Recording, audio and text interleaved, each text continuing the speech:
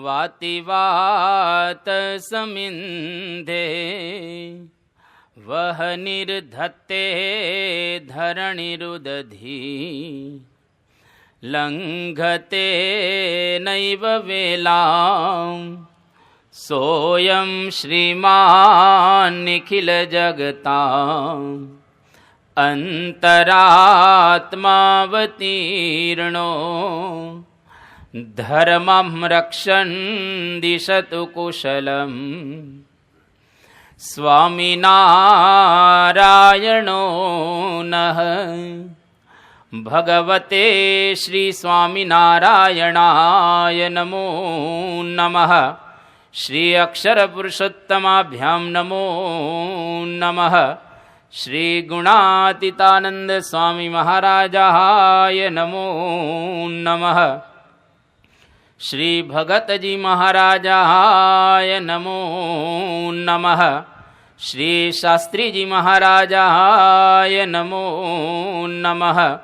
શ્રી યોગીજી મહારાજાય નમો નમઃ. શ્રી પ્રમુખ સ્વામી મહારાજાય નમો નમઃ.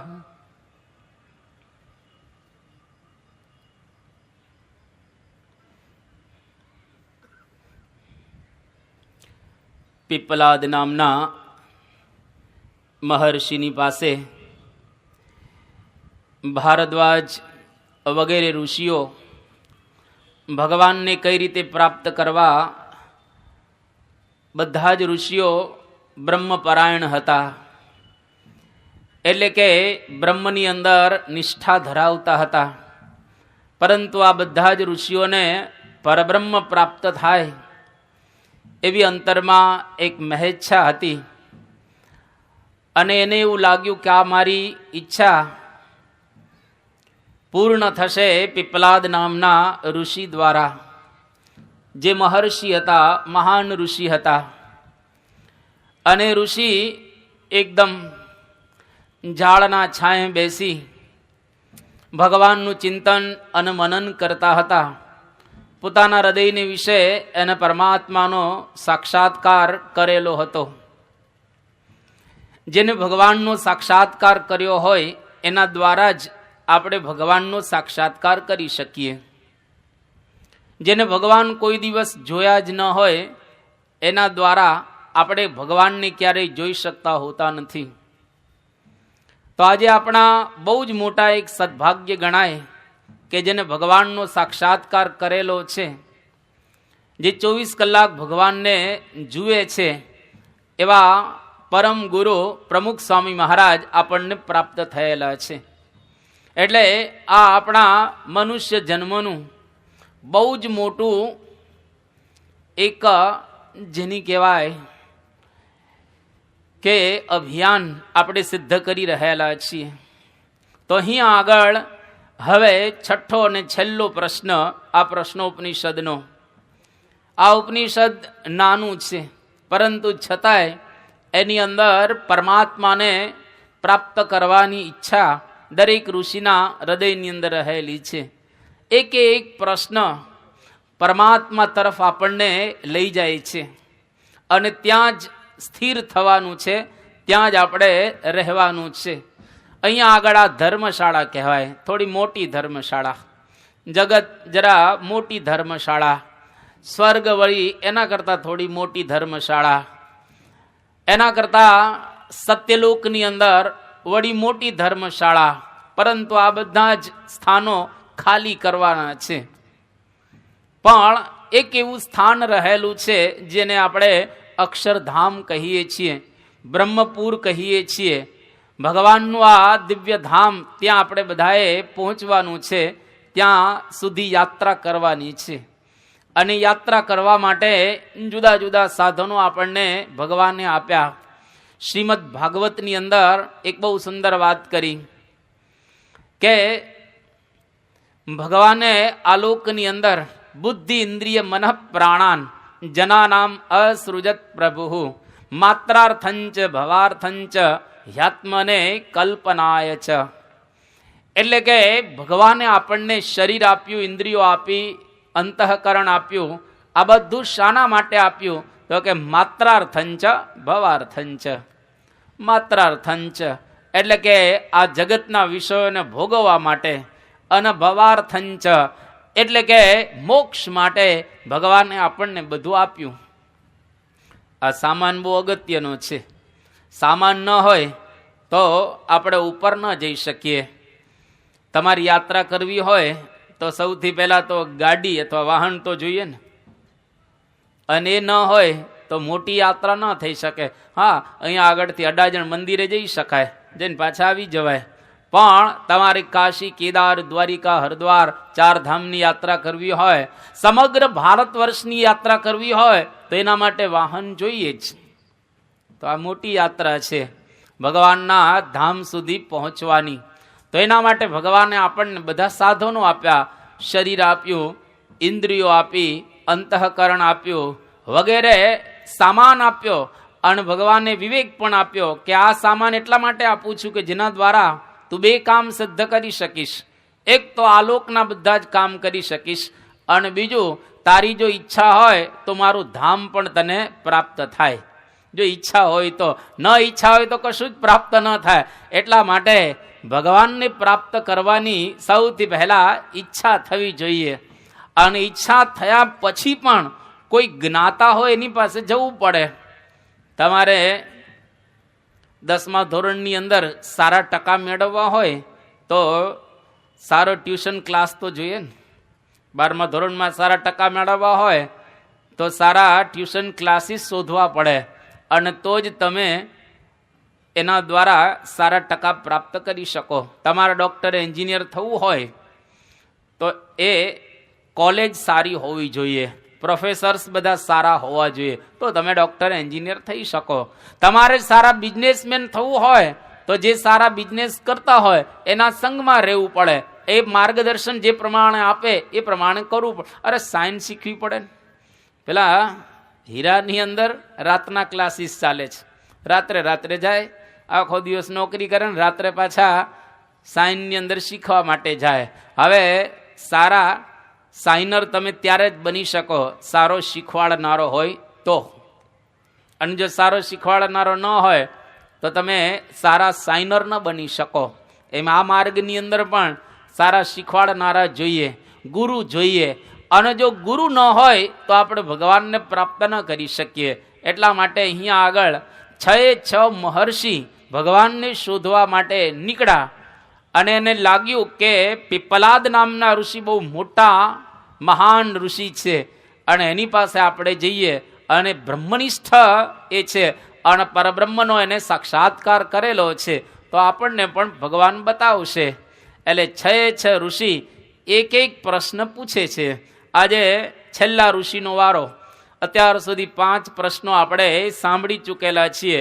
હવે ભરદ્વાજના પુત્ર સુકેશા નામના ઋષિ પીપલાદને પ્રશ્ન પૂછે છે. આ અંતિમ પ્રશ્ન પણ બહુ સુંદર અહીંયા આગળ પ્રશ્ન પૂછી રહેલા છે. અથ હ એનમ સુકેશા ભારદ્વાજ પ્રપચ્છ ભગવન હિરણ્યનાભ કૌસલ્યો રાજપુત્ર મામ ઉપેત્ય એતમ પ્રશ્નમ અપૃચ્છત. 16 કલમ ભારદ્વાજ પુરુષમ વેત્થ તમ અહમ કુમારમ અબ્રુવમ નાહમ ઇમમ વેદ યદિ અહમ ઇમમ અવેદિશમ કથમ તે ન વક્ષ્યમ ઇતિ સમૂલો વા એષ પરિશુષ્યતિ યહ અનૃતમ અભિવદતિ તસ્માત ન અર્હામિ અનૃતમ વક્તુમ સહ તૃષ્ણિમ રથમ આરુહ્ય પ્રવ્રાજ તમ ત્વા પૃચ્છામિ ક્વાસૌ પુરુષ ઇતિ. આટલો લાંબો પ્રશ્ન રહેલો છે. સંસ્કૃતમાં આ પ્રશ્ન એમને પૂછ્યો. એનો ભાવાર્થ એવા પ્રકારનો રહેલો છે કે સુકેશા નામના ઋષિની પાસે એક હિરણ્યનાભ નામના જે કૌશલ્ય, જે રાજપુત્ર, એટલે કે કૌશલ દેશનો એક રાજપુત્ર જેનું નામ હિરણ્યનાભ છે, એ આ સુકેશાની પાસે આવી અને કહે છે કે મારે તમને એક પ્રશ્ન પૂછવો છે. એટલે સુકેશાએ કહ્યું કે વાંધો નહીં, તમે મને પ્રશ્ન પૂછો. તો પેલો રાજપુત્ર સુકેશાને પ્રશ્ન પૂછે છે કે ભગવાન, 16 કલમ એટલે કે 16 કળાવાળો જે પુરુષ છે એ પુરુષને તમે જાણો છો, તો આ પુરુષ કોણ છે એ તમે મને બતાવો, તમે મને કહો, આ પુરુષનું જ્ઞાન તમે મને આપો. ત્યારે આ સુકેશા નામના ઋષિ જે આજે પીપલાદની પાસે આવ્યા છે અને પીપલાદને કહે છે કે રાજપુત્રે આવો મને પ્રશ્ન પૂછ્યો કે 16 કળાવાળો પુરુષ છે એના વિષય તમે મને જ્ઞાન આપો, પણ મને ખબર જ નથી કે આ 16 કળા જે પુરુષની અંદર છે એ પુરુષને હું જાણતો જ નથી. એટલા માટે મેં સ્પષ્ટ રાજકુમારને કહી દીધું કે ભાઈ મને ખબર નથી, હું એ વિષય કશો જાણતો નથી, અને જો આપણે ખોટું કહીએ, ખોટું બોલીએ તો એના દ્વારા બહુ જ અનર્થ થાય. એટલા માટે હું ખોટું ન બોલ્યો, જેમ હતું એમ મેં કહી દીધું. કેટલા પ્રામાણિક છે. ઘણી વખત લોકો ન આવડતો હોય ને તો ખોટી સલાહ આપે, કંઈ ખબર જ ન હોય માહિતી, એમને ખોટી સલાહ આપતા હોય છે. આજે હજારો ને લાખો ગુરુઓ જેને ભગવાનનો કોઈ સાક્ષાત્કાર થયો નથી, છતાંય એવી પ્રામાણિકતા પણ એમાં નથી કે આપણને નથી જે વસ્તુ મળી તો આપણે બીજાને શા માટે એવું કહીએ કે મને મળેલું છે. તો એવા પ્રામાણિક ગુરુઓ બહુ ઓછા મળે કે જે ખરેખર પોતાને ન મળ્યું હોય એટલે તરત કહી દે કે ભાઈ મને મળ્યું નથી તો હું તમને કઈ રીતે આપી શકું. પણ એવી પ્રામાણિકતા આવવી અતિ અઘરી છે. અહીંયા આગળ આ ઋષિઓ બધા પ્રામાણિક હતા. એટલે સુકેશા તરત જ કહે છે પીપલાદને કે મેં તો એ રાજકુમારને ના પાડી દીધી. હવે પ્રશ્નનો ઉત્તર રાજકુમારે પ્રાપ્ત ન કર્યો એટલે ઘોડા ઉપર બેસી, રથ ઉપર બેસી અને પાછો એ પોતાની રાજધાની એની અંદર એ ચાલ્યો ગયો. હવે રાજકુમાર તો ચાલ્યો ગયો, પણ મને પ્રશ્ન ઉત્પન્ન થયો કે આ 16 કળાવાળો પુરુષ કોણ છે, જેના વિષયક રાજકુમારે મને પ્રશ્ન પૂછ્યો. તો ભગવાન ત્વા પૃચ્છામી ક્વાસૌ પુરુષ, આ પુરુષ ક્યાં રહે છે. અત્યાર સુધી આપણે આ 5 પ્રશ્નની અંદર એટલું સાંભળી ચૂકેલા છીએ કે ભગવાનના કેવા ગુણો હોય એની આપણે ચર્ચા કરી છે. ભલે કદાચ તમને ભૂલી ગયું આ હોય જ્ઞાન, કંઈ વાંધો નહીં, પણ પરમાત્માના ગુણોની આપણે ચર્ચા કરેલી છે. પરમાત્માના સ્વરૂપનું પણ જ્ઞાન આ 5 પ્રશ્નોની અંદર આપણે સાંભળી ચૂકેલા છે.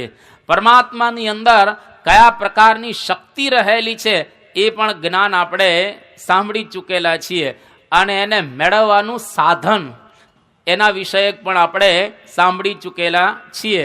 અને પરમાત્માનું નામ ગયા વખતે આપણે સાંભળેલું હતું કે ભગવાનનું નામ ઓમ, અક્ષર બ્રહ્મ અને પરબ્રહ્મ, આ બંનેના નામનું નિદર્શન કરનારો શબ્દ ઓમકાર છે. એના વિષયક પણ આપણે સાંભળી ચૂકેલા છીએ. હવે પરમાત્માને ક્યાં શોધવા, ક્યાં ભગવાનને શોધવા? દરેક લોકો શોધે તો છે જ ભગવાનને. દરેક સંપ્રદાયો કામ શું કરે છે? હજારો ને લાખો મુમુક્ષુઓ અત્યારે ભગવાનને શોધી રહેલા છે. એટલા માટે તો આપણે અહીંયા આગળ આવીને બેઠેલા છીએ આટલી મોટી સંખ્યાની અંદર, કે હજારો જગ્યાએ પારાયણો, પ્રવચનો આ બધું થઈ રહેલું છે. શા માટે? તો કે ભગવાન કોઈક જગ્યાએ મળી જાય.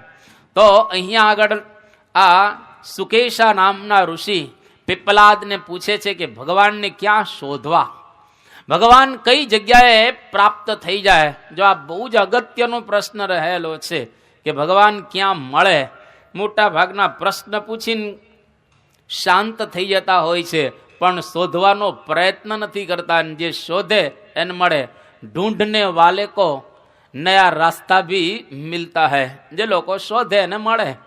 જે ખખડાવો તો ખુલે, તમે ખખડાવો નહીં તો કઈ રીતે ખુલે? એટલે ખખડાવવું તો પડે જ, શોધવું તો પડે. હજારો મુમુક્ષો ભગવાનને શોધવા માટે નીકળ્યા. આપણે કોઈ ભગવાનને શોધવા માટે નીકળ્યા નથી. હા, ઘરેથી અહીંયા આગળ આવીએ છીએ, પણ આમ 5-10 દિવસ નીકળી ગયા હોય ભગવાનને શોધવા માટે, એવા મુમુક્ષુઓ મળવા મુશ્કેલ છે. જેમ મુક્તાનંદ સ્વામી ભગવાનને શોધવા માટે નીકળ્યા, નિત્યાનંદ સ્વામી ભગવાનને શોધવા માટે નીકળ્યા, એવા કેટલાય લોકો ભગવાનને શોધવા માટે નીકળ્યા, એવા આપણે ભગવાનને શોધવા નીકળ્યા નથી. જેમ નરસિંહ મહેતા ગોપનાથ મહાદેવની અંદર જે લિંગ છે એની ઉપર પોતે આમ બાથ ભીડી અને 7 દિવસ બેઠા રહ્યા, મહાદેવની પ્રાર્થના કરેલી કે તમે મને દર્શન આપો, અને મહાદેવ પ્રસન્ન થયા અને દર્શન આપ્યા. એટલે ભગવાનને શોધવા નીકળ્યા તો ઘણા બધા નીકળ્યા છે અને ઘણા એમને વાતો કરે છે, પણ અહીંયા આગળ ભગવાન ક્યાં મળે એનું સ્થાન હવે આ અંતિમ પ્રશ્નની અંદર બતાવી રહ્યા છે. આખ્યાયિકાની અંદર બહુ જ સુંદર એક પ્રશ્ન અહીંયા આગળ પૂછાયેલો છે, આ કે 16 કળાવાળો પુરુષ ક્યાં રહે છે, કઈ જગ્યાએ એ વસે છે, અને જગ્યા આપણને દેખાય? અહીં બેઠા બેઠા દેખાય, અહીંયા આગળ બેઠા બેઠા દેખાય. જો આપણે પ્રયત્ન કરીએ તો, અને પ્રયત્ન કરીએ તો સહેજે સહેજે આપણને અનુભવાય. આ ઋષિઓ બધા એકદમ નિર્દંભ હતા, એમાં કોઈ પણ પ્રકારનો દંભ ન હતો, કોઈ પણ પ્રકારનો આડંબર ન હતો, અને સાદું ને સરળ જીવન. એમ યોગી બાપા અને પ્રમુખ સ્વામી મહારાજ એકદમ સાદું ને સરળ જીવન જીવે છે, કોઈ પણ પ્રકારનો દંભ નહીં. એક વખત પ્રમુખ સ્વામી મહારાજ બોલેલા કે અમને કોઈ પ્રકારનો દંભ ગમતો નથી.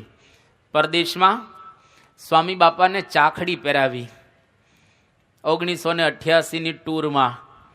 હવે ચાખડી જ્યારે બાપાને પહેરાવી એટલે બાપાને કહ્યું, બાપા તમે થોડા ચાલો. સ્વામી કે આ અને ફોટા પાડવાના હતા. સ્વામી કે અમે કોઈ દી ચાખડી પહેરતા જ નથી, અને આવો ખોટો દંભ શું કરવો, અમે કોઈ દી પહેરતા હોય તો ને, પણ અમે કોઈ દી પહેરતા જ નથી ચાખડી, તો આવો ખોટો શું દંભ કરવાનો. પણ બધાનો ભાવ હતો એટલે સ્વામીએ ચાખડી અંગીકાર કરી, પહેરી ખરી, પણ બોલ્યા ખરા કે અમને આવો દંભ કરવો એ ગમતો હોતો નથી. એકદમ નિર્દંભ જીવન, સાદું સરળ જીવન. કોઈ દિવસ એમના જીવનની અંદર ક્યારે તમને નજીક જાઓ કે દૂર રહો દંભ ન દેખાય. બાકી ભલભલા મહાત્માઓની નજીક આપણે જઈએ એટલે એનું અસલ સ્વરૂપ છે ને એ જણાય આવે કે આ અસલ કેવા છે. અને પ્રમુખ સ્વામી મહારાજની પાસે જેમ જેમ આપણે જઈએ તેમ તેમ એના વિશે આપણને વિશેષ ને વિશેષ ભાવો થતા જાય, કારણ કે એકદમ નિર્દંભપણે પોતે વર્તી રહેલા છે. તો અહીંયા આગળ ઋષિઓ બધા નિર્દંભ હતા, અને આજે પરમાત્માના સ્થાનને શોધવા માટે પીપલાદની પાસે આવ્યા, અને આવો એક સુંદર પ્રશ્ન પૂછ્યો. હવે પીપલાદ નામના મહર્ષિ ભગવાન ક્યાં વસે છે, 16 કળાવાળા પુરુષ કોણ છે, એના જવાબની અંદર હવે પોતે બોલી રહેલા છે. તસ્મૈ સ હોવાચ ઇહ એવ અંતઃ શરીરે સૌમ્ય સ પુરુષ યસ્મિન એતાહ 16 કલાહ પ્રભવંતી. એટલે કે 16 કળાવાળો પુરુષ આપણા શરીરની અંદર જ રહે છે. પરમાત્મા બહાર નથી, અંદર છે. અંદર શોધવા માટે જે લોકોએ પ્રયત્ન કર્યા એને ભગવાન અંદર જ પ્રાપ્ત થયા છે. પણ મોટા ભાગના લોકો ભગવાનને શોધવા માટે બહાર પ્રયત્ન કરી રહેલા છે. જેટલા જેટલા બહાર પ્રયત્ન કરીશું એટલા આપણે દૂર જતા રહેશું. પણ ભગવાનને શોધવા માટે અંદર જેટલો પ્રયત્ન કરીશું એટલા આપણે નજીક આવીશું. તમે જન્મથી ન સત્સંગી હો, સારું છે. તમારા પિતા સત્સંગી હોય, તમારા દાદાય સત્સંગી હોય, એનાય દાદા સત્સંગી હોય, તમારે પેઢીઓ દર પેઢીમાં સત્સંગ ચાલ્યો આવતો હોય, એટલે આપણે આપણી જાતને સત્સંગી તરીકે ગણાવતા હોઈએ છીએ કે અમારા દાદા સત્સંગી હતા. ઘણા એવી રીતે વાત કરતા હોય કે શ્રીજી મહારાજના વખતમાં અમારા દાદાઓએ સેવા કરેલી 7મી પેઢીએ કે 8મી પેઢીએ, અને ત્યારથી અમારા ઘરમાં સત્સંગ છે. ઘણા ન ઘરે પધરામણી કરવા સંતો જાય એટલે આ પ્રમાણે બોલે. સારું કહેવાય, તમારા ઘરમાં સત્સંગ છે તો. પણ એ સત્સંગ અંદરનો છે કે બહારનો છે? જો બહારનો હશે તો એના દ્વારા સંસ્કાર પડશે, અંદરનો હશે તો એના દ્વારા શાંતિ મળશે. સંસ્કારે થાય અને શાંતિ મળે. બહારના સત્સંગ દ્વારા આપણને એકદમ, કારણ કે તમારા ઘરમાં પૂજા પાઠ થતા હોય, તિલક ચાંદલો તમે કરતા હોય, ઘર મંદિર તમારા ઘરમાં હોય, 2 ટાઈમ આરતી થતી હોય, થાળ થતા હોય, એટલે સારું ગણાય, ખરાબ નથી. પણ એ બહાર રહેલા ભગવાનને શોધવા તો અંદર પડે જ, એમાં કોઈ શંકાને સ્થાન જ નથી. અને જ્યાં સુધી અંદર આપણે નહીં શોધીએ તો 8 પેઢીની 80 પેઢી સુધી આમણમ સત્સંગ ચાલ્યા રાખે, પણ ભગવાન અંદર મળે નહીં.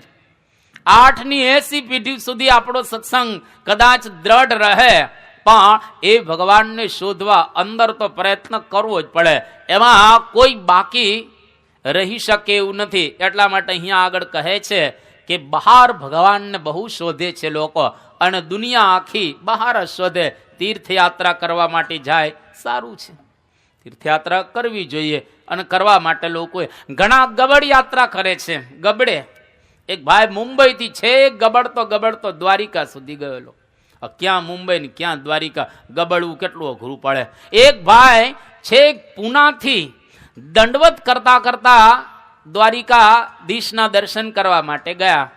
દંડવત યાત્રા, કોઈ ગબડ યાત્રા કરે, કોઈ નર્મદાની પરિક્રમા કરે, કોઈ ભૈરવ જાપ ખાય, કોઈ કાશી જન કરવત મુકાવે, કોઈ ગિરનારની પરિક્રમા કરે. આ કહેવાય ભગવાનને બહાર શોધે છે. કાશી કેદાર કે દ્વારિકા દોડે, જોગની જુક્તિ ન જાણી રે, ફેરા ફરીને પાછો ઘરનો રે ઘરમાં, ગોધો જોડાણો જેમ ઘાણી રે. કાશી જઈએ, કેદારજી, વૃંદાવન, ગોકુળ, મથુરા, છપ્પયા જઈએ, અયોધ્યા જઈએ, બધા જ તીર્થોની યાત્રા કરવા માટે જઈએ, સારું છે. કારણ કે એના દ્વારા આપણને કોક વખત અંદર જોવાનો સંકલ્પ થશે. પણ જો ભગવાનને પ્રાપ્ત કરવા હોય તો એક બહુ શાસ્ત્રમાં સુંદર વાત બતાવવામાં આવી કે મૃગ નાભી કસ્તુર બસે, ભટકતે જંગલ હોય, રામ બસત સબકે હૃદય में પણ સમજે નહીં કોઈ. મૃગ હોય એ જંગલની અંદર, એની નાભીમાં જ કસ્તુરી હોય, અને કસ્તુરીની સુગંધ મૃગને આવ્યા જ રાખે. પણ મૃગ આ કસ્તુરીની સુગંધને પ્રાપ્ત કરવા માટે આખા જંગલની અંદર ભટકે, દોડે, અને એકદમ દોડીને મૃગ થાકી જાય, લોથ થઈને પડી જાય જંગલમાં, અને એનું મસ્તક એની દૂટી પાસે જાય તો સુગંધ ત્યાંથી જ આવતી હતી. એને દોડવાની જરૂર ન હતી, એને શોધવાની જરૂર હતી, એને પાછા વળવાની જરૂર હતી, એને ઊભા રહેવાની જરૂર હતી. એટલે દોડવાથી ભગવાન નથી મળતા, ઊભા રહેવાથી મળે છે. ઊંધું દોડવાથી ભગવાન ક્યારેય પ્રાપ્ત ન થાય, સ્થિર થવાથી ભગવાન મળે. બહાર ગમે તેટલા શોધીએ ન મળે, અંદર ઉતરીએ તરત મળે એવા છે. અને જેટલાને મળ્યા છે તેટલા બધા સ્થિર થઈ ગયા છે, બધા જ રોકાઈ ગયા. જે રોકાય એને મળે, ફરે એને કઈ ન મળે. અહીંયા આગળ ઊંધું છે, જેમ બહાર ફરીએ એમ ન મળે, જેવા અંદર જઈએ એટલે તરત જ ભગવાન મળે એવા છે. તો અહીંયા આગળ ઋષિઓ બહુ સુંદર ઉત્તર આપે છે, અને એટલો સુંદર ઉત્તર આપ્યો કે ભગવાનને જો તમારે શોધવા, ઇહ એવ અંતઃ શરીરે, હે સૌમ્ય, અંતઃ શરીરે એટલે કે શરીરની અંદર, સહ પુરુષ કે તે પુરુષ એટલે કે પરમાત્મા, જેની અંદર 16 પ્રકારની કળા રહેલી છે, એ બેઠેલા છે. મુક્તાનંદ સ્વામીએ સાદી ભાષાની અંદર આપણને સમજાવ્યું કે કોટી રવિ ચંદ્રની ક્રાંતિ ઝાંખી કરે, એવા તારા ઉર વિશે નાથ ભાસે. કરોડો સૂર્ય અને ચંદ્રના પ્રકાશને પણ ઝાંખો પાડી દે એવા ભગવાન પુરુષોત્તમ નારાયણ તારા હૃદય કમળને વિશે સદાય વિરાજમાન છે, હંમેશને માટે બેઠેલા છે. તું સૂઈ જા, ભગવાન જાગે છે. આપણે ફરતા હોઈએ, ભગવાન અંદર સ્થિર છે. એટલા માટે અંદર શોધવા માટે પ્રયત્ન કરો. જેને અંદર શોધ્યા એને તરત મળ્યા છે. એટલા માટે હિરણ્યકશિપુ, જ્યારે એનો ભાઈ હિરણ્યાક્ષ, એને ભગવાને મારી નાખ્યો વરાહ અવતાર ધારણ કરીને. એવા સંજોગોની અંદર હિરણ્યકશિપુ ભગવાનને શોધવા માટે નીકળ્યો કે મારા ભાઈનો શત્રુ મને જો મળે એને પતાવી દેવો છે, એને મારી નાખવો છે. પણ હવે મને ક્યાં મળે? તો એ ગદા ધારણ કરીને હિરણ્યકશિપુ ત્રિલોકની અંદર ફરવા માટે નીકળો. સ્વર્ગ, મૃત્યુલોક અને પાતાળની અંદર બધી જગ્યાએ ફરી વળ્યો અને સમુદ્રની પાસે જઈને જોરથી એક ગદા મારી અને સમુદ્રના પાણી એકદમ હલવા લાગ્યા. એ વખતે હિરણ્યકશિપુ ભગવાન વિષ્ણુ સમુદ્રની અંદર રહે અને એની સાથે એનું યુદ્ધ થયું. ભગવાન ને શોધવા માટે એને બહુ પ્રયત્ન કર્યા, પણ ભગવાન કેટલા હોશિયાર કે હિરણ્યકશિપુ બહાર ભલે મને શોધે પણ હું એક એવી જગ્યાએ રહું કે જેથી કરીને ત્યાં મન નહીં શોધે. અને ભગવાન એના હૃદયની અંદર આવીને વિરાજમાન થઈ ગયા. દરેકના હૃદયમાં ભગવાન છે, દરેકના હૃદયમાં. બાળકના હૃદયમાં ભલે બાળક સૂઈ જાય પણ ભગવાન જાગે છે. બાળક અત્યારે બેઠા હોય કે સૂઈ જાય ખરા, પણ ભગવાન જાગે. અરે પાપીના હૃદયમાં છે ને પુણ્યશાળીના હૃદયમાં છે, બિન લાદેનના હૃદયમાં રહેલા છે અને પરમ ભક્તના હૃદયમાં ભગવાન તો વિરાજમાન છે. એને શોધવા પડે અને જેને શોધે, જે શોધે એને મળે. તો અહીંયા આગળ અંતરમાં રહેલા ભગવાનને શોધવા માટે ઋષિ આપણને કહી રહેલા છે. અને એકદમ પામવાની જો ઉત્કટ ઈચ્છા હોય, અતિ તીવ્ર ઈચ્છા હોય તો ભગવાન અહીં જ મળી જાય, બહાર ક્યાંય આપણને શોધવા ન પડે. આટલી વાત કરીને હવે એ 16 કળાવાળા જે પુરુષ છે એની કળાઓને આગળ એ બતાવે છે. સ ઈક્ષાન ચક્રે કસ્મિન અહમ ઉત્ક્રાંત ભવિષ્યામિ કસ્મિન વા પ્રતિષ્ઠાસ્યામિ ઇતિ. કે તે પરમાત્માએ એમ વિચાર્યું, એટલે ભગવાન વિચાર કરે છે કે શરીરમાંથી કોણ નીકળી જતા હું નીકળી જાઉં છું. આપણા શરીરમાં ભગવાન રહે છે પણ કોઈક નીકળી જાય એટલે ભગવાનને ત્યાંથી નીકળી જાય. અને કોઈક શરીરમાં પ્રતિષ્ઠિત થાય એટલે ભગવાન પણ ત્યાં શરીરની અંદર પ્રતિષ્ઠિત થાય છે. તો આ કોણ છે? કે ભગવાન સર્વત્ર રહેલા છે. હવે કંઈ ભગવાન જાય ને આવે એવું તો હોતું નથી. ભગવાન કોઈ જગ્યાએ નથી એવું તો છે જ નહીં. ઘટ ઘટમાં ભગવાન છે. ઈશાવાસ્યમ ઇદમ સર્વમ યત્કિંચ જગત્યામ જગત તેન ત્યક્તેન ભુંજિથા મા ગૃદઃ કસ્ય સ્વિધનમ. ઉપનિષદનો પહેલો શ્લોક. એક એક સબ ઘટ મેરા સાઈયા સુની સેજ ન હોય, બલિહારી વો ઘટકી કે જા ઘટ પ્રગટ હોય.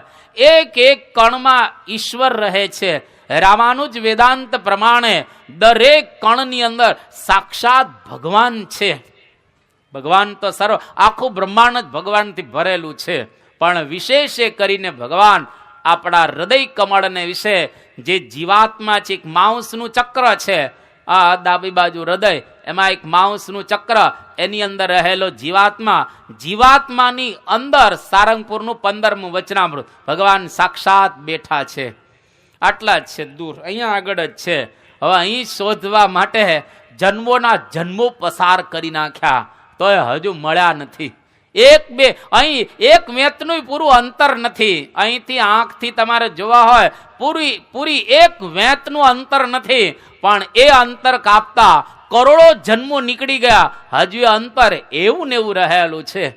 તો હવે આ અંતરને કઈ રીતે કાપવું? આ બળથી નહીં કપાય. ગમે તેટલું બળ કરીશું બહારથી બળ કઈ કામ લાગે એવું નથી. એટલે હવે એને મેળવવા માટે કળ વાપરવી પડે. કળ એટલે કંઈક એવી બુદ્ધિ વાપરીએ કે જેના દ્વારા આપણને સરળતાથી, સહજતાથી અને જલ્દીથી પ્રાપ્ત થાય. કરી લે કામ રટ રામ ઉતાવળે પતાવા જેવું છે. આ બાજુ તમે જો આ બધા ખુરશી ઉપર બેઠેલા છે, એ વડીલો કહેવાય, વયોવૃદ્ધ કહેવાય, જ્ઞાન વૃદ્ધ કહેવાય, અનુભવ વૃદ્ધ કહેવાય, અને સંસારની અંદર વધારે જાણતા કહેવાય. હવે લોકોને પૂછો કે આ તમને ધોળા ક્યારે આવ્યા, તો એ લોકોને ખબર નહીં કે આવી ગયા. અને હવે તમે જુઓ શાંતિથી બેઠેલા છે બધા. આપણે અહીંયા આગળ રાહ જોઈએ છીએ. ધીરે ધીરે આ બાજુથી ઉપર બાજુ અને ત્યાંથી એમ કરતા કરતા ઘટમાળ કેટલી ચાલ્યા રાખશે. કે વિરલા પામી પામી અને જાય. એવું નથી કે આમાં વધારે બુદ્ધિવાળા હોય જ પ્રાપ્ત કરી શકે ને પામી શકે, ઓછી બુદ્ધિવાળા ન પામી શકે, એવું કંઈ છે જ નહીં આમાં. આ માર્ગ બુદ્ધિવાળાનો છે, પણ ઓછી કે વધુ એ જરૂર નથી. તમને ઉત્કંઠા ઉત્પન્ન થાય તો આ માર્ગમાં પામી શકાય એવું છે. જોધો ભરવાડ જો પામી શકતો હોય, માવા ભગત પામી શકતા હોય, શબરી ભીલડી પામી શકતી હોય, અરે હજારો ભક્તો પામી શકતા હોય તો આપણે કેમ ન પામી શકીએ? પણ ઉત્કટ ઈચ્છા, સવારનો પહોર થાય ને તમે 8 વાગે જેમ ટિફિન બાંધીને તૈયાર થાવ છો અને જવા માટે, અને એવી રીતે ક્યાં આપણે ટિફિન બાંધ્યા? આવતીકાલ રવિવાર છે, આવતીકાલ રવિવાર છે. કોઈ રવિવાર એવો આપણે કાઢ્યો કે આજે બસ કશું જ કામ કરવું નથી, અને રવિવારે સવારથી માંડીને સાંજ સુધી ઘરમાં બેસી અને ભજન કરવું છે. બસ કર્મન ભજનનો વેપાર, કર્મન ભજનનો વેપાર. સંતોએ ગાયેલું છે. જેમ તમે 7 દિવસ 6 દિવસ તો કામ કરો છો ને, કોઈની જુદી જુદી ફેક્ટરીની અંદર કેટલા પ્રેમથી ગોઠવાઈ જાઓ છો. સવારે 8 થયા નથી ને ફેક્ટરીએ ગયા નથી, અને ત્યાં સવારે સરસ રીતે કામ કરો, સારું.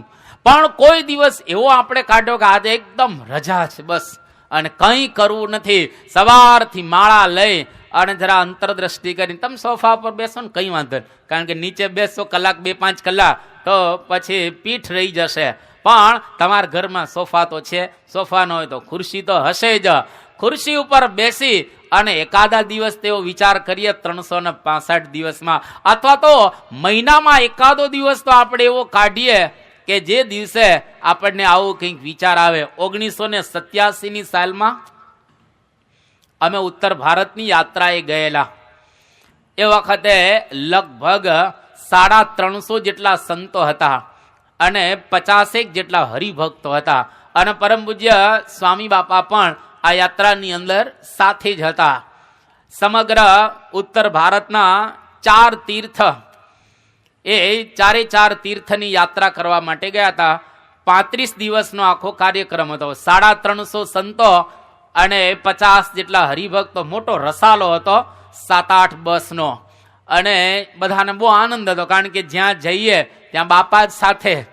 અને એમાં હિમાલય જેવું સ્થાન, એકદમ બર્ફીલું સ્થાન, અને બાપા સાથે હોય. સાંજે જ્યારે બધા સંતો, 350 સંતોનો મોટો સંઘ હોય, અને એ બધા સાંજે સભા થાય, બાપા બધાને વાતો કરે, પછી આશીર્વાદ આપે. ટાઈમે ટાઈમે પ્રસાદ પણ આપતા હતા. દર્શન તો થતા જ હોય, સવાર સાંજ બાપાનો લાભ સારી રીતે મળે. બાપા યાત્રાની અંદર સાથે. હવે એમાં એક જગ્યાએ એવું બન્યું કે શ્યાના ચટ્ટીની અંદર જ્યારે ઉપર ચડવાનું હતું, એ વખતે બધા રાત્રે ચડીને પાછા આવ્યા હતા, અને બધા થાકી જાય ને, કાંક ઉપર ચડીને આવ્યા બધા થાકી ગયા હતા, અને સ્વામી બાપા ત્યાં ઉપર ગયા ન હતા. પણ બાપા રાત્રે લગભગ 2 વાગે પોતાના પલંગની અંદર બેઠા થઈ ગયા, એકદમ શાંતિથી બેસી ગયા. અને બાપા પોતાના હાથમાં માળા, પલંગમાં માળા દરરોજ મૂકી રાખે સંતો, અને રાતના 2 વાગે બાપા પલંગમાં બેઠા થઈ ગયા. બેઠા થઈ અને માળા કરવા લાગ્યા. એ વખતે સેવક સંતો જાગી ગયા. આમ એકદમ શાંતિથી બાપા બેઠેલા, કોઈને ખબર ન પડે, પણ હવે એ જાગી ગયા ને બાપાને બેઠેલા જોયા પલંગમાં. એટલે સેવક સંતોએ તરત જ બાપાને, બાપા શું તકલીફ છે, કંઈ કેમ બેઠા છો?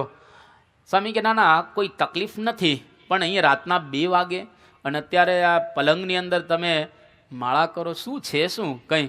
ત્યારે સ્વામી બાપા બોલ્યા કે હિમાલય જેવું સ્થાન છે, એકદમ નીરવ શાંતિ છે, ચકલાનો કે કોઈ તમરાનો પણ અવાજ સંભળાતો નથી, અને એમાં એવું રહ્યા કરે છે જાણે ભજન જ કરીએ, ભજન જ કરીએ.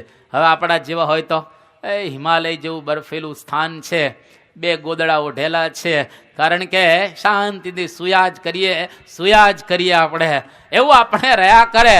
અને સ્વામી રાતના 2 વાગે, જેને કશું જ કરવાનું નથી, જેને કંઈ પ્રાપ્ત કરવાનું નથી, નૈસ્તૈર્ગુણ્ય પથી વિચરતામ કો વિધિ કો નિષેધ, નિર્ગુણ બ્રહ્મની અંદર રાચનારા પુરુષ રાતના 2 વાગે ઉભા થઈ અને માળા લઈને ભજન કરે છે. એને કંઈ ભજન કરવાનું નથી, પણ આપણને ઉપદેશ આપે છે કે ખરેખર જીવનની અંદર ભજન કરું. એનો મતલબ એવો નથી કે સંસારના કામ ન કરવા. તમે સંસારમાં તમે રહ્યા છો, તમે સાધુ નથી થયા, એટલે હવે તમારે કરવું જ પડે. સવારના 8 થી સાંજના 8 સુધી નોકરી ધંધા ચોક્કસ કરવા. રવિવારની રજા હોય ત્યારે થોડુંક આ બાજુ પણ કરી લો, અને ધંધામાં વચ્ચે થોડો ટાઈમ મળે એમાં વચ્ચે લબક જબક પણ ભગવાનને ત્યારે યાદ કરી લેવા. અને યાદ કરતા કરતા જ્યારે એક એવી અવસ્થા આવે કે બહારનું ભૂલાય અને ધીરે ધીરે અંદરનું શરૂ થાય, ત્યારે સમજો કે હવે આપણે સાચા સત્સંગી થવા બાજુ આપણું મન વળી રહેલું છે. આ દિશા બરાબર પકડાયેલી છે. નહીતર આપણે ધીરે ધીરે આવરદા આપણી પૂરી થશે અને બધા સત્સંગી તરીકે જ તમને ઓળખશે. ધારો કે કોઈ સત્સંગી ધામમાં જાય એટલે આપણે કહીએ ને કે આ હરિભક્ત બહુ સારી સેવા કરતા, અને સંસ્કાર ધામ બંધાતો એને બહુ મોટી સેવા કરેલી છે અને એનો ભોગ પણ બહુ સારો છે. આપણે એના વખાણ પણ કરીએ, એના 2 શબ્દો આપણે બોલીએ પણ ખરા, પણ સાચા સત્સંગી એને કહેવાય જ્યારે આલોકમાંથી વિદાય લઈને જાય એટલે ભગવાનને જોઈને જાય. ભગવાનને ઉપર તો જોવાના છે, પણ અહીંયા આગળ જોઈને, અહીંયા આગળ દેખાય એટલે ઉપર દેખાઈ ગયા. એમ અમે સાચા સાધુ ત્યારે કહેવાઈએ. મુક્તાનંદ સ્વામીની યાદ કરીએ, નિત્યાનંદ સ્વામીની યાદ કરીએ, નિષ્કુળાનંદ સ્વામીની યાદ કરીએ, કે પછી કૃપાનંદ સ્વામી કે આત્માનંદ સ્વામી જેવા સંતોને અમે યાદ કરીએ તો અમને એવું થાય કે આપણે આ બધું કામ તો કરવાનું છે, પણ આ સંતો જે કરીને ગયા એવું આપણે પણ કરવાનું છે. નિષ્કુળાનંદ સ્વામી તમે જુઓ કેવા વૈરાગી પુરુષ હતા. મુક્તાનંદ સ્વામી કેવા વૈરાગી પુરુષ હતા કે જ્યારે જતી વખતે શ્રીજી મહારાજ ધામમાં ગયા, બરાબર 1 મહિનો રહ્યા. મહારાજ ધામમાં ગયા પછી 1 જ મહિનો મુક્તાનંદ સ્વામી ગયા. જે દિવસે શ્રીજી મહારાજ ધામમાં સીધાવ્યા લક્ષ્મીવાડીએ ગઢડામાં, એ દિવસથી મુક્તાનંદ સ્વામી કોઈ દી સૂતા નથી. આખો મહિનો જાગ્યા અને આખો મહિનો મુક્તાનંદ સ્વામીને શ્રીજી મહારાજના દર્શન પોતાના હૃદયને વિશે થતા હતા. અને 1 મહિના પછી મુક્તાનંદ સ્વામીએ દેહ છોડી દીધો. તો જો એનો એક કામ પૂર્ણ કરી લીધું. આ સાધુના આશ્રમની અંદર રહ્યા, સાર્થક થઈ ગયો. એમ તમારો આશ્રમ કે અમારો આશ્રમ, આપણા 2 આશ્રમની અંદર અહીંયા આગળ જે ઋષિ કહે છે કે ભગવાનને પ્રાપ્ત કરવા એ ખૂબ અગત્યનું રહેલું છે. ત્યાર પછી હવે 16 કળા જે ભગવાનની અંદર છે એની વાત અહીં સમજાવી રહેલા છે. સ પ્રાણમ અસૃજત પ્રાણાત શ્રદ્ધામ ખમ વાયુ જ્યોતિ આપઃ પૃથિવી ઇન્દ્રિયમ મનઃ અન્નમ અન્નાદ વીર્યમ તપઃ મંત્રાઃ કર્મ લોકા લોકેશુ ચ નામ ચ. આ 16 કળા છે. ભગવાને આ 16 કળા સર્જી છે અને 16 કળા પરમાત્માની અંદર રહેલી છે. સૌથી પહેલા ભગવાને શું સર્જ્યું તો કે પ્રાણ. પ્રાણના 2 અર્થ છે. એક તો જીવાત્મા સર્જાતો નથી, પણ આ શરીરની અંદર ભગવાને એનું સ્થાપન કર્યું એટલે પ્રાણ ભગવાને સર્જ્યા. ત્યાર પછી શ્રદ્ધા બીજી. શ્રદ્ધા એટલે આસ્તિક્ય બુદ્ધિ. હવે ઘણી વખત માણસ બધું બરાબર હોય, પણ શ્રદ્ધા ઉત્પન્ન થવી ને એ બહુ અગત્યની છે. અંદર આસ્તિક્ય બુદ્ધિ. આસ્તિક્ય એટલે કે આસ્તિકતા. આજે આ વિશ્વ ઉપર અતિશયોક્તિ વગર આપણે કહીએ તો 100 કરોડ માણસો એવા છે જે નાસ્તિક છે. 1 2 નહીં, 100 કરોડ લોકો ભગવાનમાં જ માનતા નથી ભગવાનમાં માનતા, નથી શાસ્ત્રમાં માનતા, નથી કોઈ તીર્થમાં માનતા, કોઈમાં માનતા જ નથી. અને એવા 1 2 ની 100 કરોડ ભર્યા છે, એટલે 1 અબજ છે. એટલે લગભગ દુનિયાનો આપણે કહીએ તો 15% ભાગ એવો છે જે લોકો ભગવાનને માનતા જ નથી, આત્માને માનતા. એવા માણસો કેટલા હે ભરેલા છે. પણ આપણે બધા આસ્તિક્ય બુદ્ધિવાળા છીએ, એટલે કે શ્રદ્ધાવાળા છીએ. અને તો જ ખરેખર અહીંયા આગળ આપણને આવવાનું મન થાય. એટલે ભગવાને આસ્તિક્ય બુદ્ધિનું પણ સર્જન કર્યું અને બુદ્ધિના પરિણામ રૂપ ભગવાને 5 તત્વો સર્જ્યા. આકાશ, વાયુ, તેજ, જળ અને પૃથ્વી. આ 5 તત્વ, એ 5 તત્વોનું પણ ભગવાને સર્જન કર્યું એટલે 7 થયા. ત્યાર પછી તેના પોષણ માટે ભગવાને ઇન્દ્રિયોને સર્જી. હવે આપણે કલ્પના કરો, ધારો કે આપણને ભગવાને ઇન્દ્રિયો ન આપી હોત તો આંખ, કાન, નાક, જીભ, હાથ, પગ, આ ઇન્દ્રિયો ભગવાને આપણને આપે. 10 કેટલી અદ્ભુત છે. આંખ તમે જુઓ, આ નાની આ 2 આંખ કેટલું બધું જોઈ શકે. આનું વિઝન તો જો કેટલું વિશાળ છે. આ કેટલી આટલી જ નાની આંખ છે. આ 2 નાની છે એકદમ. હવે એક આંખ આમ રાખીને તમે કરો, જુઓ કેટલું વિઝન ઓછું થઈ જાય, અને બીજી કરો એટલે જબરજસ્ત આપણને વિઝન પ્રાપ્ત થાય. દુનિયામાં હજુ સુધી આંખ જેવા કોઈ કેમેરા શોધાણા નથી. લો, આંખ જેવો કોઈ કેમેરો હજુ શોધી શક્યા નથી. તમે દૂર જોઈને પાછા તરત અહીંયા આગળ જુઓ, કેટલું ફોકસ એકદમ એડજસ્ટ થઈ જાય. પેલા આમ મરડવું પડે, આમ હરખું કરો, ત્યાર પછી બહારથી અંદર નીચે કરવું પડે. આમાં કઈ નહીં, ફટાક કરતો આમ થઈ જાય 1 સેકન્ડની અંદર. કેટલી સુંદર ભગવાને આંખોનું સર્જન કર્યો. આ તમે જો હાથ તો જુઓ, ભગવાન કેટલા સરસ બનાવ્યા. આંગળીનું બેલેન્સ તો જુઓ, આમ પામ થાય તો હરખી થઈ જાય, અને આ એકેય હરખી નથી. આમ 5 જુદી છે, અને 5 આપણે કહીએ એનું માપે જુદું છે. પણ જ્યારે હવે ધારો કે બધી સરખી આંગળી બનાવી હોત તો કોળીઓ કઈ રીતે લેવાત? હા, કોળીઓ લેવો હોય તો કે આમ તેમ થાય. પણ આ 5 ભગવાન એટલી સરસ બને, 5 ભેગી થાય તો સરખી જ થઈ જાય. લો, એકદમ અહીંયા આગળ તમે જુઓ, આ કેટલું અદ્ભુત સર્જન છે. ધારો કે નખ નો બનાવ્યા હોય તો ખંજવાળ આવેલ કેવી રીતે ખંજવાળવું? નખ ન બનાવ્યા હોય તો ખંજવાળવું કઈ રીતે?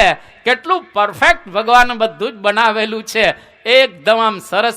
અને નખ પાછા બનાવ્યા, એક તો ખંજવાળવામાં કામ આવે અને શરીરની શોભામાં અભિવૃદ્ધિ કરે. નખ નથી ઘણા થોડા વધારીને પાછા રંગે, પાછા થોડા 1-2 નખ રંગતા હોય છે પાછા, એટલે આમ લાગે સારા. અને પછી એ કામ પણ સરસ રીતે આપે. એટલે એક ભગવાનને સરસ. જો કાન અહીં જ મૂક્યા, લો, ભગવાનને ખબર છે ભવિષ્યમાં ચશ્મા આવશે. એટલે હવે ધારો કે અહીં કાન ન મૂક્યા, કોઈક બીજી જગ્યાએ મૂક્યા તો આપણે ચશ્માને રાખત કઈ રીતે? કારણ કે લપસી જાય ને. આમ બાંધે તો બાંધવું પડે દોરીથી, પણ ભગવાન એટલા સરસ કાન બાજુમાં આમ લાગે સારા વ્યવસ્થિત રીતે, અને ચશ્માની દાંડી પણ રહી જાય. અને ચશ્મા સારા હોય તો ફેસનો ભાવ પણ ન તોડે. જો માપના ચશ્મા હોય વ્યવસ્થિત લાગે સારા. એટલે ભગવાન બધા જ પ્રકારનો વિચાર કરી અને આવું એક સુંદર શરીર આપણને આપ્યો, અને એમાં ઇન્દ્રિયો આપી, અને ત્યાર પછી મન આપ્યો, અને ત્યાર પછી અન્ન સર્જ્યું. આજે ભગવાને છે 10મું અન્ન સર્જ્યો. અને અન્નનો સાર શક્તિ એટલે વીર્ય, જેને આપણે તેજ કહીએ છીએ, આ અન્નનો સાર રહેલો છે. અને ત્યાર પછી ભગવાને એના વિશોધક માટે તપ સર્જ્યું, અને તે દ્વારા આ બધા મંત્રો એટલે કે ઋગ્વેદ વગેરેના મંત્રોનું ભગવાને સર્જન કર્યો. અને એના દ્વારા ભગવાને જુદા જુદા કર્મો સર્જ્યા, અને એના ઉપયોગ માટે આ લોકની ભગવાને સર્જના કરી, કહેતા રચના કરી, અને લોકની અંદર બધા નામ સર્જ્યા. કોઈનું નામ દેવદત્ત, કોઈનું નામ નારાયણ, કોઈકનું નામ પ્રફુલ્લ, કોકનું નામ દીપક. આ બધા જુદા જુદા નામ ભગવાને, આ વેદોક્ત નામ છે.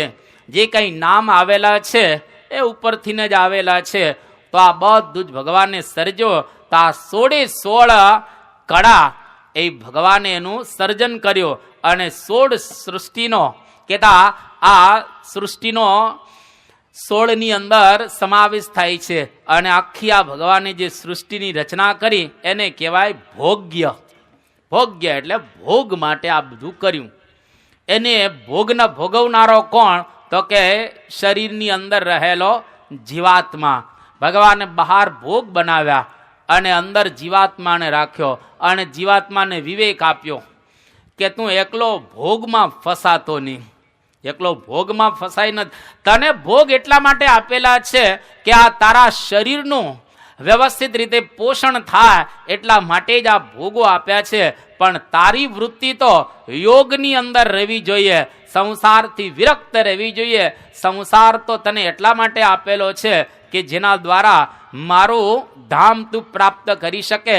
તો ભગવાને આટલો વિવેક આપ્યો અને 16 કળાના અધિષ્ઠાતા એ ભગવાન પુરુષોત્તમ નારાયણ રહેલા છે. અને એ પુરુષોત્તમ નારાયણની વાત હવે અહીંયા આગળ બતાવી રહેલા છે. સ યથા ઈમાહા નદ્યઃ સ્યંદમાનાઃ સમુદ્રાયણાઃ સમુદ્રમ અપ્રાપ્ય અસ્તમ ગચ્છન્તિ વિદ્યતે ચ આસામ નામ રૂપે સમુદ્રઃ ઇત્યેવં પ્રોચ્યતે. એવમ એવ અસ્ય પરિદ્રષ્ટુઃ ઈમાહા ષોડશ કલાઃ પુરુષાયણાઃ પુરુષમ પ્રાપ્ય અસ્તમ ગચ્છન્તિ વિદ્યેતે તાસામ નામ રૂપે પુરુષ ઇત્યેવં સ એષઃ અકલઃ અમૃતઃ ભવતિ તદેશ શ્લોકઃ. અહીંયા આગળ એક દ્રષ્ટાંત દ્વારા હવે આગળ સમજાવી રહ્યા છે. જેમ ગંગા વગેરે નદીઓ અહીંયા આગળ કહે છે સ્યંદમાનાહા, ગંગા, યમુના, ગોદાવરી, સરસ્વતી, નર્મદા, સિંધુ, કાવેરી, આપણી તાપી, આ બધી નદીઓ જાય ક્યાં? તો કે સમુદ્રમાં. જેવો સમુદ્રમાં નદીના પાણીનો પ્રવેશ થાય એટલે અસ્તમ ગચ્છન્તિ, નદીનું નામ જતું રહે. પછી એનું નામે જાય ને રૂપે જાય, બે જતા રહે. અને પછી એને શું કહેવાય? સમુદ્ર.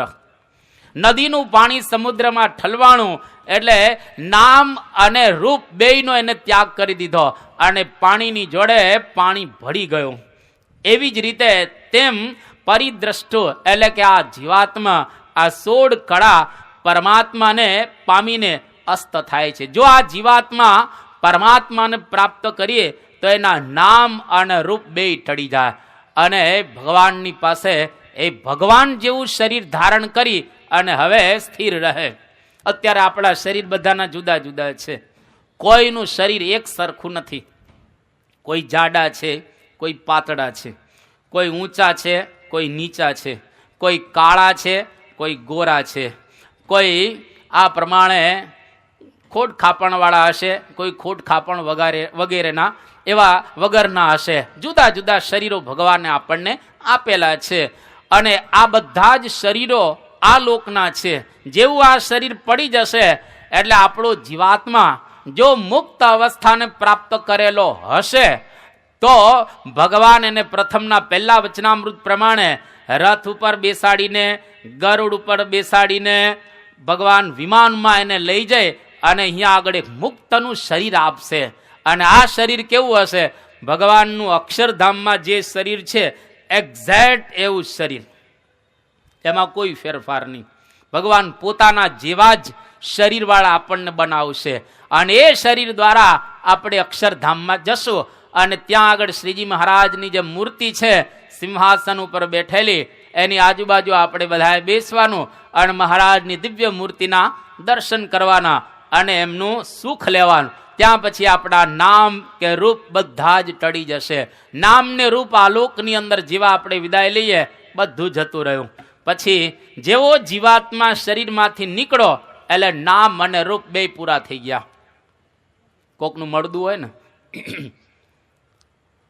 ક્યારેક જોજો કોકના ઘરે, સ્પેશિયલ જોવા નહીં જવાનું પણ આપણે સેજે સેજે ગયા હોઈએ કોકને ત્યાં અને એ વખતે બધા રડતા હોય, આજુબાજુ મળદું હોય એટલે બધા રડતા જ હોય ને ત્યાં આગળ. અને પોતપોતાની રીતે બધા શોખ કરતા હોય. પછી ત્યાં આગળ મળદાનો પરિચય જ્યારે આપણે પૂછ્યા, ભાઈ એનું નામ નહીં બોલે. તમે જો નામ ને રૂપ કશું જ નહીં. આ એને શું કહેશે? Dead body. એને શું કહેવાય? Dead body. પતી ગયું. તો એને આ ફલાણા ભાઈની ડેડ બોડી છે એમે ન બોલાય, એમે કોઈ નહીં બોલે. આ ડેડ બોડી પતી ગયું. હવે આમાં કંઈ છે જ નહીં, આ પૂરું થઈ ગયું. હવે એ શરીર દ્વારા તમે જો ઘરના માણસોને ડર લાગશે, ડર લાગે. 2-4 દિવસ તમારા ઘરમાં મળદું પડ્યું રહે ને, કોઈ તરત કાઢવાનો જ પ્રયત્ન, કાઢો જલ્દી.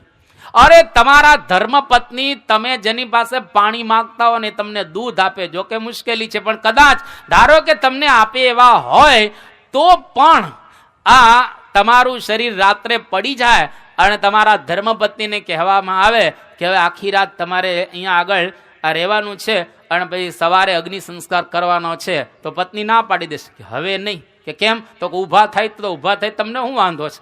કદાચ રાત્રે ઊભા થાય તો વાંધો શું છે તમને? પણ એ ના પાડી દેશે કે હવે હું ન રહું. આ શંકરાચાર્યના ચરપટ પંજરી ગ્રંથમાં કહ્યું છે કે ગતવતી વાયો દેહા પાયે ભાર્યા બિભ્યતિ તસ્મિન કાયે ભજ ગોવિંદમ ગોવિંદમ ભજ મૂઢમતે. ગતવતી વાયો એટલે કે વાયુ એટલે આપણો જીવાત્મા શરીરમાંથી વિદાય લઈને જાય. ભાર્યા બિભ્યતિ તસ્મિન કાયે, આ શરીર દ્વારા તમારા ધર્મપત્નીને ડર લાગે. જે ધર્મપત્ની તમારા અર્ધાંગીની કહેવાય, તમારી સાથે સાથે રહેનારા, એ ધર્મપત્ની જીવાત્મા જેવો નીકળી ગયો, એને હવે એ શરીરનો ડર લાગે છે. એનો મતલબ એવો થયો કે જીવ જાય એટલે નામ અને રૂપ બે જતા રહે. પતી ગયું. એનું નામે ન રહે, એનું કોઈ રૂપે ત્યાર પછી રહેતું નથી. એટલા માટે આ પરમાત્માને કેવા કયા છે? અકાળ કયા. એમાં કોઈ પ્રકારની કળા નથી. અને જેની કળા નાશ પામી હોય, જેના બધા જ 14 નાશ પામ્યા હોય, એને કહેવાય અમર. એ કોઈ દિવસ મરે નહીં. મૃત્યુ કોનું છે? શરીરનું મૃત્યુ. આપણે ક્યાં મરવાના છીએ? એટલે કોઈથી મરવાનો ડર ન રાખો, પણ બધા ડર રાખે જ. ભલે ને આપણે બોલીએ, ધારો કે વચ્ચે સાપ નીકળે તો, મારી સભા અહીંયા આગળ ચાલે છે ને વચ્ચે સાપ નીકળે તો ભાગે ફટા કરતા બધા કે કદાચ કરડે તો. એટલે જીવડા નીકળે તો હલે છે ને, ડેડકાથી ને ભાગે છે બધા કે કદાચ ડેડકો કરે, ગરોડી નીકળે. આ બધાથી આપણે ડરીએ છીએ. કેમ? એ ડર શેનો છે? મરવાનો ડર છે. બાકી અને દુઃખ થાય એનો આપણને ડર છે, પણ આપણે કોઈ મરવાના જ નથી. ખાલી શરીર બદલશું. આવા કેટલાય બદલ્યા છે. એક ઓર શરીર આપણે બદલવાનું છે. કેટલાય બદલ્યા છે. જો ભરતજી હતા, ભાગવતના પંચમ સ્કંદમાં એની કથા આવે છે, વિસ્તાર ન કરતા માતાજીની સમક્ષ ભરતજીને ઊભા રાખ્યા અને પેલું મંત્રેલું ખડગ એને જયારે મારવા માટે ઉગામ્યું, ત્યારે ભરતજી શું બોલે છે કે તમે મારો ને જલ્દી આ જાય, આ જલ્દી શરીર જાય. કારણ કે તો જ્ઞાન થઈ ગયું હતું એને. અને જેવું ખડગ મારવા જાય છે, માતાજી મૂર્તિમાંથી પ્રગટ થયા, ખડગને લઈ લીધું અને એના દ્વારા ભદ્રકાલીનો ભૂવો તો એને જ મારી નાખ્યો માતાજીએ. તો ભક્તને ક્યારેય ડર ન લાગે, એકદમ નિર્ભય, એકાએકી રે, નિર્ભય થઈ વિચરે વનમાં. સિંહને કોઈ ડર ન હોય, એમ સાચા ભક્તનો કોઈ દિવસ ડર ન લાગે. ડર તો એને લાગે જે શરીરમાં રાચતો હોય, પણ આત્મા રૂપે વર્તતો હોય, એનો કોઈ દિવસ ક્યારેય મરવાનો ડર લાગતો નથી. એટલા માટે અહીંયા આગળ કહે છે કે જે વ્યક્તિની કળાઓ બધી નાશ પામી ગઈ હોય એને અકળ કહેવાય. એટલે ભગવાનમાં કોઈ આવા લૌકિક ભાવો નથી. એટલે ભગવાનને કેવા કે અકળ કળા, ભગવાનની અકળ કળા. એને કોઈ દિવસ આપણે કળી ન શકીએ. ભગવાન અકળ છે. એટલા માટે જેમ કીર્તનમાં ગાયું ને કે પલમાં હસાવે ને પલમાં રડાવે, અકળ કળા એની કયામાં ન આવે. અને દુર્લભ દેવને સમરે એમ કરીને કીર્તનમાં ગાયું છે, પ્રભુ શું કરે પળમાં. ભગવાન તો ચાહે શું કરતા હોય છે. ભગવાન અકળ છે, કળી શકાય એવા આ પ્રમાણે નથી. ત્યાર પછી છેલ્લા 2 શ્લોકની અંદર બહુ સુંદર આગળ બતાવી રહ્યા છે કે અરા ઈવ રથનાભૌ કલા યસ્મિન પ્રતિષ્ઠિતા તમ વેદ્યમ પુરુષમ વેદ યથા માં વો મૃત્યુ પરિવ્યથા ઇતિ. રથનું જે ચક્ર હોય પૈડું, એમાં પેલા આરા હોય, વચ્ચે પેલો નાભીનો ભાગ હોય, એની અંદર બધા આરા હોય અને વચ્ચે પેલો ધરો હોય, ધરી. એમ જે રથની જે નાભીનો ભાગ કેવા બધા આરાઓ ત્યાં આગળ રહેલા હોય, એવી જ રીતે બધી જ કળાઓ પરમાત્મામાં રહેલી છે. અને તે જાણવા યોગ્ય પરમાત્માને જાણવા જોઈએ. અને એને જાણીને જ આપણે મૃત્યુથી પર થઈ શકીએ. જ્યાં સુધી ભગવાન ન ઓળખાય ત્યાં સુધી આપણે મૃત્યુથી પર થઈ શકતા હોતા નથી. એટલા માટે મૃત્યુથી પર થવું હોય તો ભગવાનને જાણવાના આપણે રહ્યા. તો આજે આપણા કેટલા સદભાગ્ય ગણાય. આપણે ભગવાનને જાણવા માટે અહીંયા આગળ આવ્યા તો છીએ, પણ હવે ભગવાનને જાણવા કઈ રીતે કે જેના દ્વારા ભગવાન પ્રગટ છે એને જો જાણીએ તો ધીરે ધીરે ભગવાનને પણ આપણે જાણી શકીએ. તો આજે પ્રમુખ સ્વામી મહારાજ દ્વારા શ્રીજી મહારાજ આલોકની અંદર વિચરણ કરી રહેલા છે. આપણી હાજરીમાં અત્યારે ભગવાન વિચરણ કરે છે, પણ આપણે પ્રમુખ સ્વામી મહારાજને જાણીએ છીએ કઈ રીતે તો કે બહારથી. પ્રમુખ સ્વામી કેવા મોટા છે એમ કરીને આપણે બાપાના ગુણગાન ગાઈએ કે પ્રમુખ સ્વામીએ 2 અક્ષરધામ બાંધ્યા, દિલ્હીનું અક્ષરધામ, ગાંધીનગરનું અક્ષરધામ. 101 એકરની અંદર પ્રમુખ સ્વામી મહારાજ હમણાં નકશા થઈ ગયા, અમેરિકાના અક્ષરધામના નકશા આવી ગયા, અને હમણાં તાજેતરની અંદર એક મંદિર અને આખું સંકુલ એનું ત્યાં આગળ ખાત થવાનું છે અમેરિકાની અંદર, કે પ્રમુખ સ્વામી અમેરિકામાં આવું એક દિલ્હીથી પણ મોટું અક્ષરધામ બાંધવાના છે. આપણે એનો આ પરિચય એ જાણીએ છીએ. પ્રમુખ સ્વામી મહારાજે 842 સાધુઓ કરેલા છે. પ્રમુખ સ્વામી મહારાજ 30 વખત આ દુનિયાની એમને ધર્મ યાત્રા કરેલી છે. પ્રમુખ સ્વામી મહારાજે 30 જેટલા શિખરબદ્ધ મંદિરો બાંધ્યા છે. 10 જેટલા શિખરબદ્ધ મંદિરો અત્યારે ચાલુ રહેલા છે, અને લગભગ 750 જેટલા હરિમંદિરો બાંધ્યા છે. 10,000 જેટલા એમને કેન્દ્રો સ્થાપેલા છે. 5,000 બાળ મંડળો એમણે સ્થાપેલા છે, કિશોર મંડળ સ્થાપેલા છે, અને દુનિયાના 55 દેશની અંદર એમણે આ પ્રમાણે સત્સંગનો વિકાસ કર્યો છે. 3 લાખ જેટલા ઘરોએ પધરામણી કરી છે. 7 લાખ પ્રમુખ સ્વામી મહારાજે પત્રો લખ્યા છે, અને મોટી મોટી પાર્લામેન્ટની અંદર પ્રમુખ સ્વામીનું સન્માન કરવામાં આવ્યું છે. અને દુનિયાના 20 વ્યક્તિમાં પ્રમુખ સ્વામી મહારાજનું ને નામ એ લોકો પણ વ્યવસ્થિત રીતે ગણી રહેલા છે. યુનોમાં પ્રમુખ સ્વામી મહારાજનું આ પ્રમાણે પ્રવચન થયું છે. ભારત સાધુ સમાજના પ્રમુખ સ્વામી મહારાજ એ ઉપપ્રમુખ હતા, અને આખો ભારત સાધુ સમાજ પ્રમુખ સ્વામી મહારાજના 2 મુખે વખાણ કરે છે. આ પ્રમુખ સ્વામી મહારાજનો પરિચય, એમનો પરિચય આપવો હોય તો આ પ્રમુખ સ્વામી મહારાજનો પરિચય રહેલો છે. પણ યાદ રાખો, પ્રમુખ સ્વામી મહારાજનું આ બહારનું કાર્ય છે. એમનો પરિચય જો આપવો હોય, એક જ વાક્યમાં એમનો પરિચય રહેલો છે. પ્રમુખ સ્વામી મહારાજના અંતઃકરણની અંદર, પ્રમુખ સ્વામી મહારાજના આખા શરીરની અંદર ભગવાન સ્વામિનારાયણ આ ધન્ય ધરા ઉપર વિચરણ કરે છે. આ એમનો સાચો પરિચય છે. આ ભગવાનનું સ્વરૂપ છે. એના એક રોમ છિદ્રના વિશે કરોડો બ્રહ્માંડો ઉડતા ફરે છે. એમાં પૃથ્વીલોકની શું ગણતરી પ્રમુખ સ્વામી મહારાજ. આ પૃથ્વીલોકની અંદર તો 211 દેશ છે, અને 211 દેશની અંદર 55 દેશની અંદર જ હજુ આપણો સત્સંગ રહેલો છે.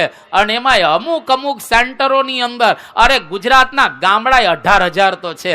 18,000 ગામડામાંથી 8,000 ગામમાં હજુ આપણો પૂરો સત્સંગ નહીં હોય. અને આખા ગામડા રંગાણા નથી, બધા આખા ગામડા સત્સંગ નથી.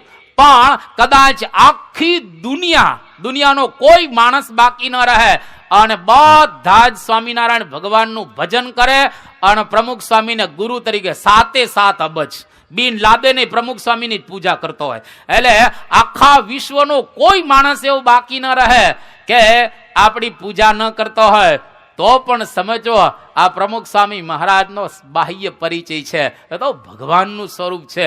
જેના રોમ છિદ્રને વિશે અનંત કરોડો બ્રહ્માંડો ઉડતા ફરે છે. એ આપણને દર્શન આપે એ આપણા મોટા ભાગ્ય ગણાય. આવા પુરુષના દર્શન ક્યાંથી થાય? અરે ખાલી એના દર્શન કરીએ તો આંખના પાપ બળી જાય, અને એના શબ્દો સાંભળીએ તો કાનના પાપ બળી જાય. એને મનમાં આપણે યાદ કરીએ તો આપણા મનના પાપ બળી જાય, અને દંડવત કરીએ કે આ પ્રમાણેની નજીક જઈએ તો આપણા શરીરના પાપ બળી જાય. એટલો બધો એનો જબરજસ્ત મહિમા એ બતાવવામાં આવેલો છે. તો આવા પુરુષ દ્વારા આપણે ભગવાનને પ્રાપ્ત કરવાના છે, અને ભગવાનને લઈને બધી જગ્યાએ પોતે ફરી રહ્યા છે. આ એમનો સાચો પરિચય રહેલો છે.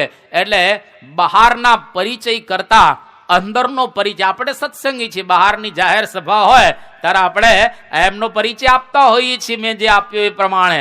પણ જ્યારે આપણે અહીં બેઠેલા છીએ ત્યારે અહીં બેઠેલા તો આપણે એવો પરિચય પ્રાપ્ત કરીએ કે આપણે એક બહુ જ મહાન પ્રાપ્તિ કરી અને અહીં આગળ બેઠેલા છીએ.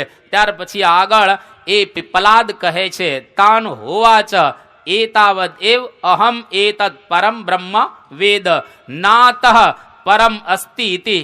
હવે પીપલાદ ઋષિ સુકેશા નામના ઋષિને કહે છે કે તાન હોવાચ, બધાને કહ્યો, 6 ઋષિઓ ત્યાં આગળ હાજર હતા અને કહ્યું એતાવત એવ અહમ એતદ પરમ બ્રહ્મ વેદ.